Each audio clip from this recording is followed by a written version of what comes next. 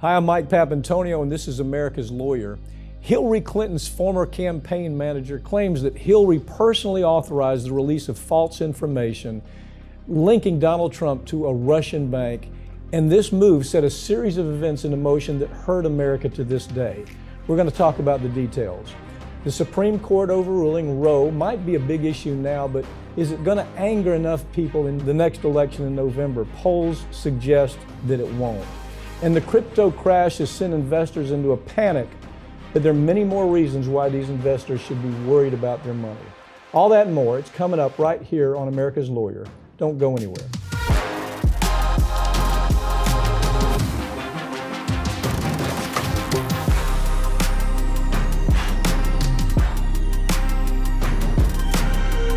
Hillary Clinton's former campaign manager, Robbie Mook, says that Clinton personally approved sending false information to reporters about Trump being linked to a Russian bank. The question is, did she hustle the FBI too? Ring of Fire's Farron Cousins joins me to talk about this and other issues. Farron, as I look at this story, you and I have been talking about this from the very beginning. We did a story, and I think I've been more vocal on this than you have, but you have really done some good research on it. But my position was, when all of this false Russian narrative started, we saw MSNBC breathlessly every night, Russia did this to Hillary Clinton. We saw CNN every night, Russia. And I said back then, what this is doing is creating an environment for a new Cold War.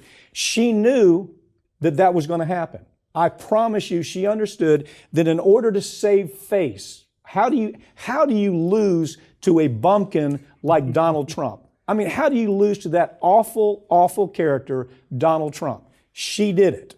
And then she says, well, it was the Russians, the Podesta brothers and Bobby Mook, it was the Russians. Pick it up from this story infuriates me. Well, and this is a story that has a lot of tentacles to it, but just so everybody understands, what has now been made public in this ongoing trial of Sussman, one of the lawyers for the campaign, is that Robbie Mook gets up there and he says, yeah, we had this information. We knew it was tenuous. We knew we couldn't firmly establish a link between Trump and this Russian bank, Alpha Bank or Alfie, whatever it was.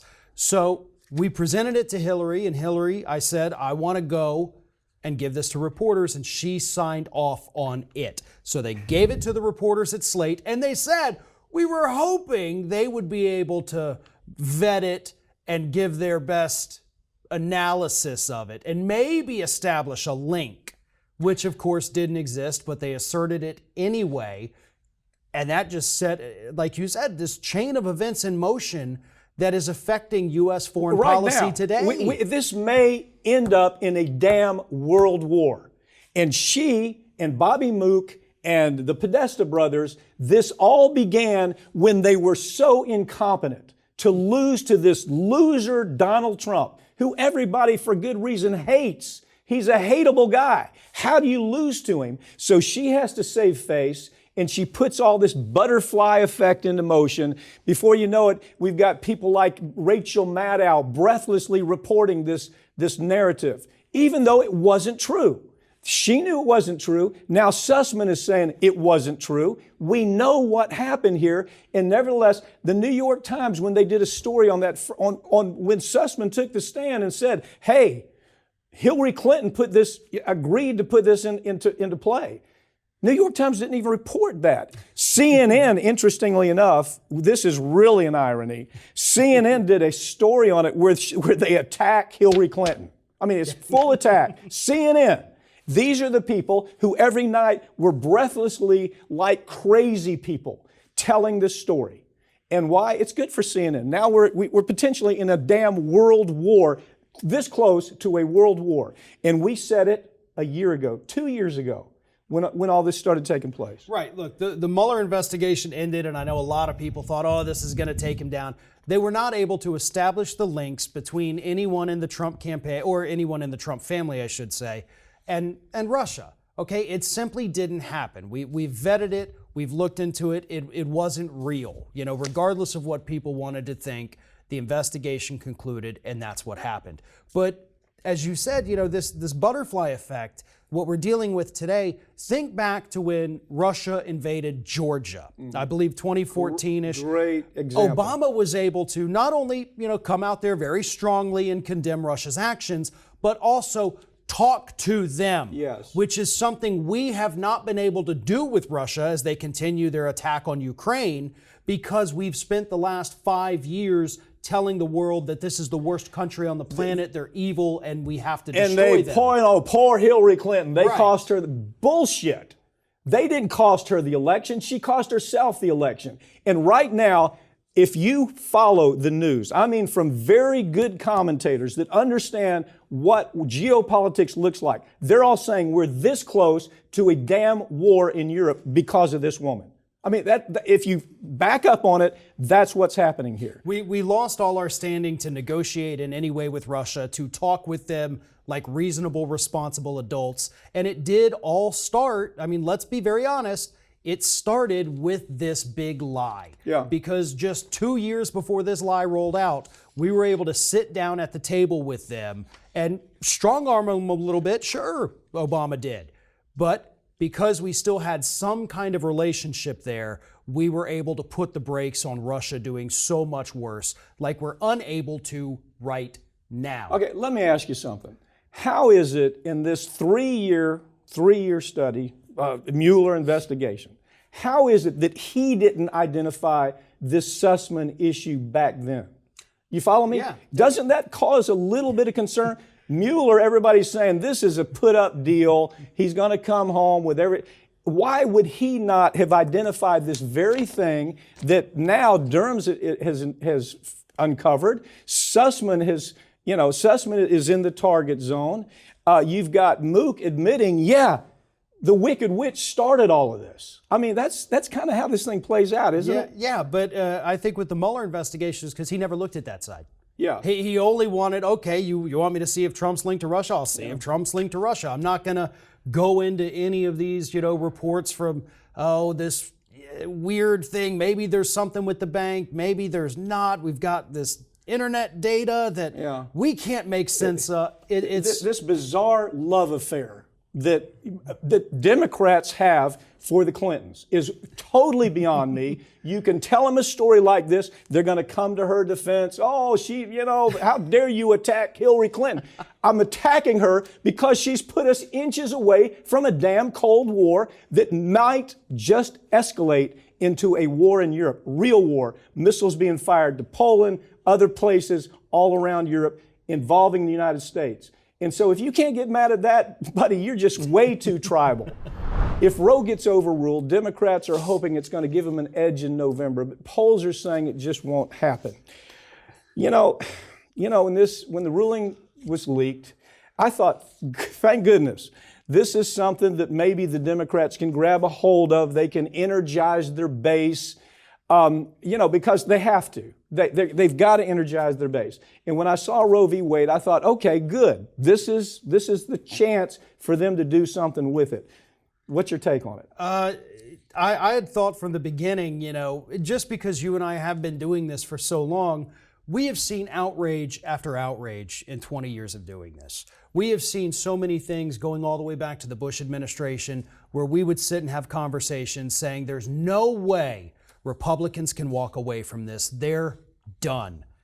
And then a week later, nope, we're on to the next outrage. Why is it? Why can't, look, first of all, the analysis that you and I have talked about, I think this is your theory, and if I can use it, tell me if I get it wrong. But your theory is when you start slicing the pie, that there simply is not enough gravitas in that pie to balance out the people who are indifferent. I mean, is that kind of your take on it? It really is. Explain it a little bit, because I think you got a great theory here. Well, typically what happens whenever there is an outrage like this, and this is something to be outraged about, don't get me wrong, this is terrifying, but people will start to rationalize it. In the same way that George W. Bush, his approval rating, which was 50% his whole administration, is now up into the 70s. People forget. People forgive, people move on to the next thing. And even though this is going to impact people's lives, believe it or not, we've seen it time again, they will move on. The outrage will lessen. You can't just stay angry forever. And unfortunately, if the Democrats are counting on that anger carrying them all the way through November, they're already not paying attention. You know, Democrats were lagging in enthusiasm for the midterms below 50%. Yeah, there's a general malaise. That's how you describe it, wouldn't you? And so this ruling comes out, or at least was leaked, and the enthusiasm only jumped up by about 4 points. And we're still about 9 points behind the Republican enthusiasm gap. So this moved the needle, sure. But is it going to affect the races in any way? Maybe one or two. I'm not kidding. We may save about 2 seats, is my estimate, from this ruling. It is not going to reverse the trends that we're already seeing. I would take your prognosis over anybody out there calling shots, because I know what your prognosis has been year after year on issues like this. And I think you're right. Look, isn't it Carville word? It's the economy, stupid. Yeah. I mean, James Carville said that's how we're going to elect Bill Clinton. It's the economy, stupid. And every time you get away from that, you allow the Republicans to come in and talk about inflation, about gas prices, about supply chain problems, about Ukraine and how that's expanding, about potential recession that's already on top of us, about this border problem, about the wokeness problem. Those are all, everything I just gave you, are the Republican talking points. And we see them every single day because we have to read the right material along with the left material, and we have to somehow move it to the middle. But these talking points are so easy to get after. And I think if I'm hearing you right, you're saying that there's just not enough oomph in the whole Roe v. Wade issue to move that many votes. Right, and the reason for that, and again, this is unfortunately a wake-up call for people on the left, is this doesn't drive voters. Because we've seen it, obviously. If it drove voters, Trump never would have won. You know, Biden would have won by even bigger margins, because those were the issues where Democrats were saying, look, we got to protect the Supreme Court. In 2016, there was an open Supreme Court seat. Yeah, wow, good point. And they were talking about Roe, and it still couldn't get them out there. That is a So great... we have already seen the history of this. And again, this is a life-changing decision that is going to ruin a lot of women's lives. But when you look at the electorate, and I'm not being left or right here, look at the electorate, half men, half women. This isn't going to move the men. When you look at the aging part of the electorate that shows up in elections bigger than any other demographic, this issue doesn't affect them either. Yeah. So they may be mad about it, but at the end of the day, when they're marking their ballots, this isn't on their mind. It's the economy, stupid. It's that we can't get supplies. We can't get, our gas is now $5 a gallon, whatever it is, whatever it'll be by then. It's real money issues. Look, I thought this is important. 72% of independents and 71% of swing state voters believed that the abortion issue, the rewrite of the abortion issue that was taking place in Congress, where they tried to make it a statute, to legislate it, they said it went too far. Okay? Now, I got to tell you something. That tells you a lot right there. I'm hoping that somebody will get behind this and figure out how to sell it a little bit better than it's been sold. Yeah. It doesn't sell with people screaming at each other on the streets and throwing things at each other. A banking executive is in hot water for saying that nobody cares if Miami is underwater in 50 years due to climate change. He really, really said that. One of the HSBC, who, oh, by the way, are criminals, that admitted that they were criminals, admitted that they were washing money for terrorists, washing money for drug cartels, admitting that they knew their washing money was going to kill Americans, soldiers, contractors, not just Americans, but people all over the world, admitted that they knew that, admitted that they made $100 billion doing it, and then they were only fined $1.6 billion. They made $100 billion, did I say million? $100 billion. So these are the same people. Tell us the story about this cat. Stands up and says this. Yeah, you've got Stuart Kirk, who is actually the head of responsible investment at HS Responsible Investment. He goes to this conference and he stands up and he says, listen, nobody cares if Miami's going to be under 6 meters of water 100 years from now or even 50 years from now. So that shouldn't affect any of your investments. And what he did, not just this horrible statement, but he is really exposing this corporate mentality of climate, or even the congressional mindset of climate change is, who cares, because we're all going to be dead. Yeah, it's a climate change story. We say it all the time. This isn't going to get any hits on this network. It never, people don't care about climate change. They say they do, you know, when they're trying to send a signal, I guess, that they really care. But they won't go to this story. They won't follow this story. But I got to tell you something. This is what this guy says. These are his words. At a big bank like ours, what do people think the average loan length is? It's 6 years. What happens to the planet in 7 years is actually irrelevant. It's not our problem. It's on our loan book. For coal, what happens in 7 years is irrelevant. This is the guy standing up in front of a huge room of bankers who are applauding him, saying, yeah, who cares? This is the corporate mentality. This is why we can raise hell about climate change and nobody pays it attention, because you have these piggish psychopaths, these oddball piggish psychopaths. And now finally the veil is removed one more time. We see that they're a bunch of pigs at the trough, that they don't care about this planet. It's not going to go anywhere. I'll just be surprised if we got 10,000 visits on this story by the time it's over. I will say it's very funny you read that, because I actually had it marked and starred right here to read as well, because that is the quote, folks. That is exactly what he said, and that's the corporate mentality. It goes from the banks to the insurance companies, all the way through the halls of Congress. It doesn't matter, because we're only thinking 6 years into the future. We don't have to think 10 or 20 years into the future. We'll be dead, or our investments will be paid off. So then whoever got a loan for us to buy a house in Miami, it's their problem. They've paid it off. Right. Who cares if your grandchildren are drowning? Who cares? These are pigs. Pigs at the trough. They're dressed up like pigs. They're dressed up in nice looking suits. But they're pigs, they're psychopathic pigs who make money at the expense of the rest of this planet. The Biden administration has put the brakes on their disinformation board after massive backlash. Wow. No surprise here. It was a disastrous rollout by Mayorkas. It was the worst rollout I've ever seen. People were thinking, you know, what comes to their mind is exactly George Orwell's The Ministry of Truth, 1984, had it all over the place. And nobody could explain it. When they asked, well, are you spying? No, we're not spying on anything. This is the worst rollout. And then they have this Jankowicz.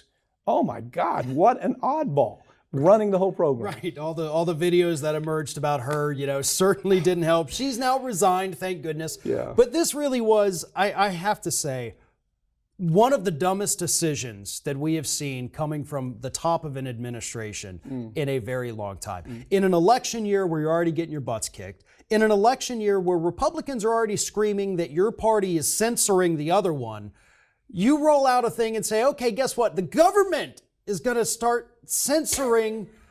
No, that is such a stupid and, of course, very terrifying thing. You and I talked about this when it was first introduced, and we compared it basically to the Patriot Act. Sure, we understand you've got great intentions, but you've also put out a program that is incredibly easy to take advantage of and rob Americans of their constitutional rights. First of all, it was a flagrant violation of the Constitution.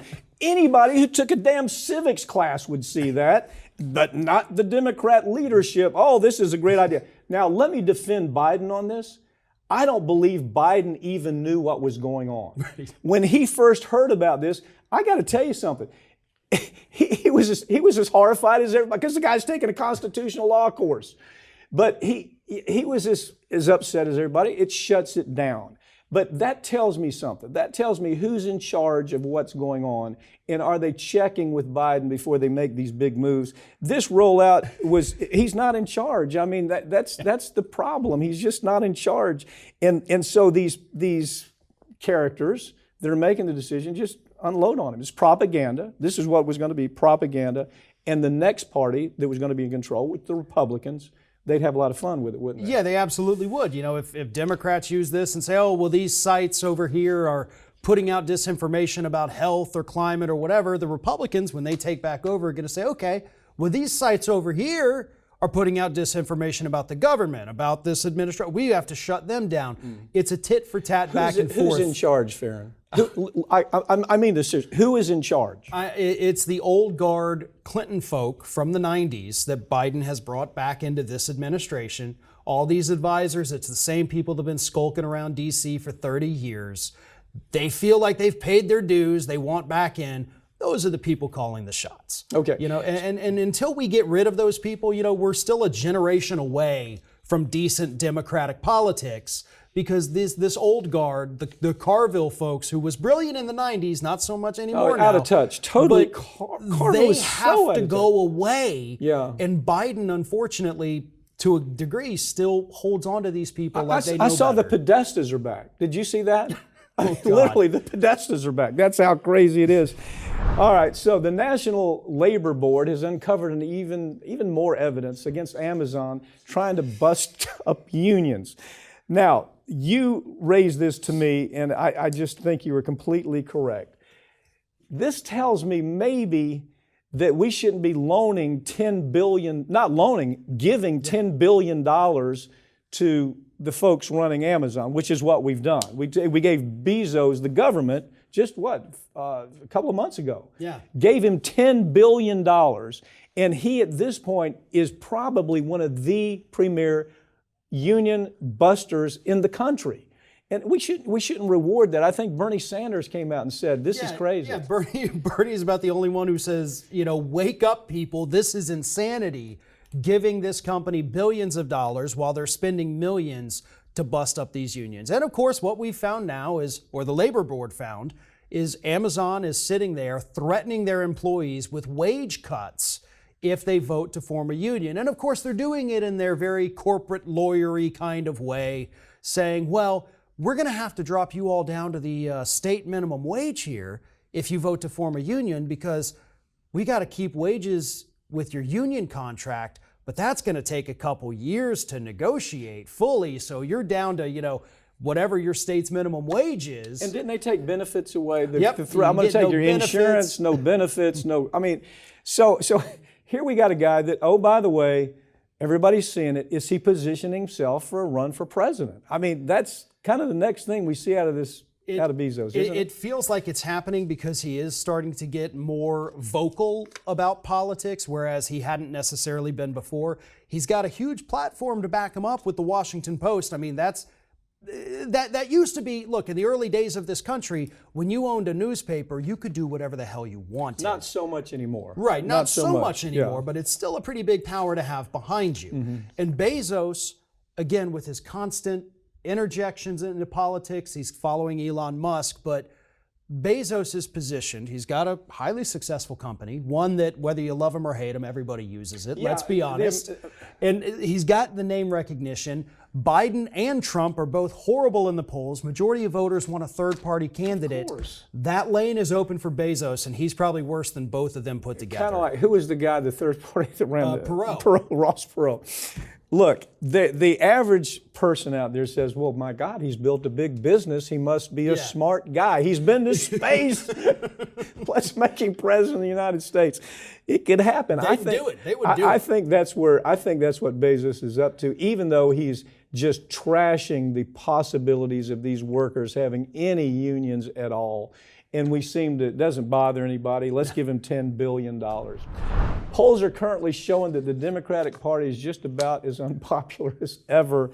God, I hate to even say it, because every time I talk about the Democrats, oh, that Papantonio, he's moved to the right. Really? No. I'm just trying to tell stories about what everything is being reported, what the polls are showing. Talk about this story. And this is, for the record, this is from the New York Magazine, which is a super liberal publication. Yes. And it's not an attack, it's a warning for the Democrats. Yeah. They right now, according to polls, have a negative 19% approval rating, which is worse than the Republican Party at negative 11, worse than Donald Trump at negative 17, worse than Kamala Harris, who's also at negative 17.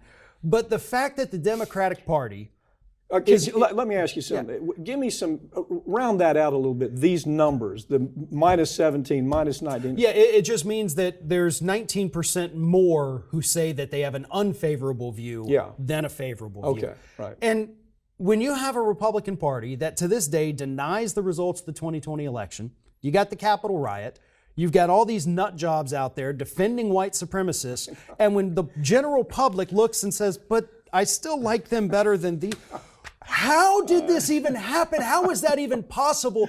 I don't have an answer for that because this is just plain nutty at this point. And I guess it's because Biden had these lofty promises, right? $50,000 student loan debt, I'm going to take care of that. Where is that? Is it even It moving? keeps bouncing around every time the polls get low. Well, Republicans are getting in the way of it. Let's give him that. I mean, I don't know that changes anything anyway because the voters don't care about that. They that. don't. As a matter of fact, there were some polls that said if this passes, does it make any difference? And the answer was no. It did not make any difference. So how do they pull out of this, Farron? I mean, I hate to even pontificate about it because, I'm called this right-winger who hates Democrats. Well, I'm not Democrat. I'm not Republican. I'm just calling balls and strikes. Right. And right now, the Democratic Party is striking out on every front, right? The economy, Biden was out there just a couple days ago talking about how the Democrats are so much better on the economy than the Republicans. The public doesn't buy it, right? I saw a poll that says majority of Americans say their paychecks today are actually lower than they were just a couple years ago. That's the biggest issue for America right now. It's the economy. It's economy, stupid. Exactly. I mean, it always comes back to that. Are you better off than you were 2 years ago? Yeah. Most Americans say no, and they're in charge, so they get punished. The other thing that's showing really strongly right now is people, I call it the scared bejesus, and that is where people are afraid of what they're seeing in Ukraine as it seems to be expanding and developing. We just sent $40 billion more. They can't find baby formula. They're just afraid. There's this tension that's out there that they blame on Joe Biden. In defense of Joe Biden, it ain't just Joe Biden. It's the nutcases he surrounded himself with. Well, and here's the thing, and you and I have had these conversations before. People have to understand the Democrats are not in such a bad position right now because everybody's tuning into Fox News or because nobody's watching MSNBC. You crunch the numbers on this, you got less than 1% of the population that is tuning in to Fox, MSNBC, CNN, Newsmax, One America, all of those combined. Less than 1%. Less than 1% every day. So 99% of the American public, what are they doing? They're waking up, they're going to work, they're taking the kids to school, they're coming home, doing homework. Sitting around the table saying, hey, saying, we can't... look, my paycheck is smaller today than it was 2 years ago. Yeah. Or saying, I can't afford to go to the grocery store because of... Or when I go, there's nothing there. It's not because they've all bought into propaganda. They're not even exposed to the propaganda like everybody wants to think. That statement you made is such a powerful statement. Who is it that's watching MSNBC and CNN and Fox? It's the folks that are completely committed to their political ideology. Yep. And it's less than 1%. And you're saying 99% are driving the train, and that less than 1% is in la-la land. On the right, they believe this is real politics. On the left, they believe this is real politics. It's not. Right. Farron Cousins, thank you for joining me, okay? Thank you.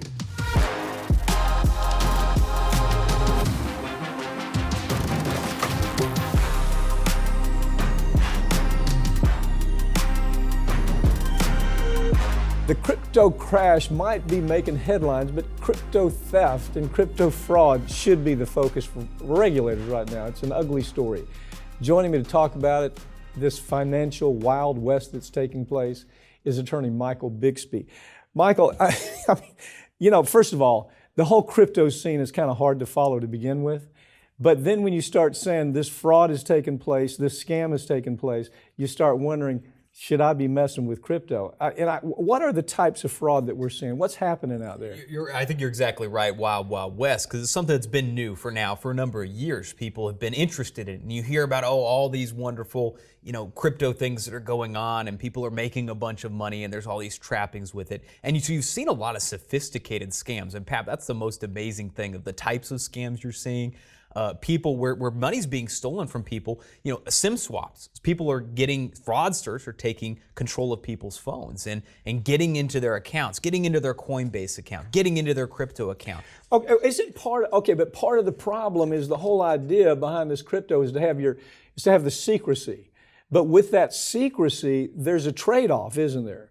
that secrecy is so secret and it's so hidden and it's so far down there that you don't really know what's going on. You're easily hacked in the process. That's exactly right. You have a system, you have things that are on the blockchain. It's you can measure this, you can follow it, but things can get moved around, Pap, and that's what's happening is that somebody's getting access to somebody's account, right? And they transfer it over to somewhere else, or they convert it to a different cryptocurrency or a stable coin or something like that. And unlike if you're at a bank, let's say you're at a bank, a major bank, FDIC. Exactly. You have FDIC. You also have the idea of reversing transactions. That's what you'll see. I mean, if there's somebody who's stealing from a bank account, boom, it can be reversed. And one of the big problems, But it can't hear, I take it. It can't, or at least the exchanges are not making the effort. So if you look at, for instance, Coinbase is one of the most major platforms. It's a publicly traded company that's worth tens of billions of dollars. I mean, they're raking in money here.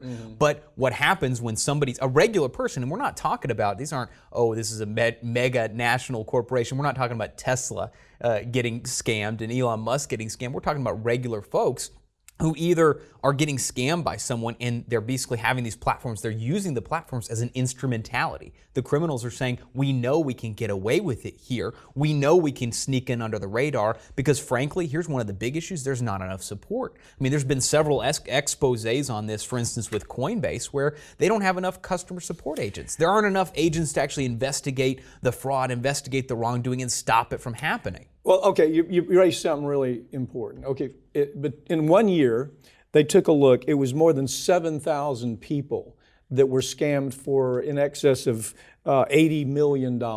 So what that tells you something right off the bat. It tells you the investors are small to moderate investors. It tells you that they're obviously easy pickings if you have 7,000 of them that have been scammed. The last big scam I saw was amazing. It was a phishing story, right? Somebody, an employee in this situation, somebody working for the crypto company had given up the email contact information for everybody that was involved with their organization. So then the phishers send out an email that says, you have been hacked, therefore change your site to something that they created, and all the money goes there. And they steal the money. And it looks legit. That's the thing, is that a lot of people think, I wouldn't fall for the scam. These aren't your grandma's scams from the 1990s. I mean, the amount of sophistication that I'm seeing people, create websites that are geared towards you. Mike Papantonio might be embedded when they're targeting you with these types of attacks, when they're getting into these phishing. It's not basic grade level, because oftentimes what you're dealing with is somebody who might have maybe even $100,000 an equivalent value of cryptocurrency to be able to get into that account and to take it out. What I'm not following is why there aren't more lawsuits against the folks running this. There's a duty, for example. If there's no other duty, there certainly is a duty to protect your data system, okay? When I give money to this organization, I'm assuming they have enough systems to avoid this idiot going in and hacking and getting all your money. You believe that there's protection, but there's not, is there? I think that's exactly it, Pap. And so if you believe the exchanges, like say Coinbase, they say we protect your account. I mean, that's what they're telling you. They're telling people, hey, we take all these extensive security measures, and that's right. They have duties, they have obligations, they have to spot red flags, and they can't just say we have no obligations. So I think we should see, the question of lawsuits, I think we should see more. I think this is something that's a developing area, and of course the crypto exchanges, the people who are operating these platforms, they're wanting to say we have no obligation. If you got defrauded by somebody, it's your fault. It's not our fault. If somebody else got your email information, or if somebody else somehow hacked into your account, it's not on us. Well, and I disagree. That's been raised, and that's been raised against Facebook, Twitter, all of these folks, and the lawsuit has succeeded. I mean, they get past that. And it's just a matter of time. But what I'm wondering here is, even if you did bring a lawsuit against a lot of these companies that just absolutely are blowing it for the people making this investment, even if you do, who do you go after? Are most of these companies backed up by any serious money? There's some of the major ones are, and I think you're spot on, Pap, is that a lot of that's the problem is there's so much unknown, there's people getting involved in it, but like take Coinbase. I mean, this is a publicly traded company. This is a company that's making billions of dollars on an annual basis, billions upon billions of dollars. So yeah, there are sources, there are ways to actually get at this, but it's difficult. I think it's an uphill battle, and some of that is changing the narrative here, where we're not just accepting the lowest common denominator from these people, and they need to have. I mean, they're making these huge profits, and they're caring for people's assets, but when they're careless, they need to be held responsible. Yeah, and I could almost see situations where you could go after people personally, even if they have an LLC put together, even if it's a corporate.